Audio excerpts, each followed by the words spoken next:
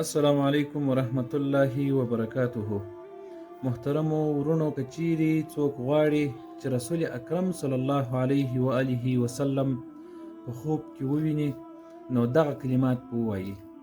دا کلمات به یا هم 3 واره وایي یا به 15 واره وایي، مطلب تاک واره به وایي. انشاءالله د الله تعالی جل جلاله په فضل عظیم سره به دغه کس رسول اکرم صلی الله علیه و آله وسلم په خوب کې وویني. دا کلمې څه اوږدې دي، که څوک په یادولی نسي، هغه ته پکار ده چې پر یو کاغذ باندې ولیکي. ماخوستن چې بجیږي دا کلمې به ووایي. نو دغه طریقه یې ډېره اسانه ده. کلمې دا دي: بسم الله الرحمن الرحیم. اللهم صل على محمد كما هو أهله.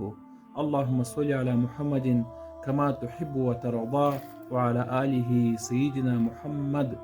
اللهم صل على روح سيدنا محمد في الأرواح.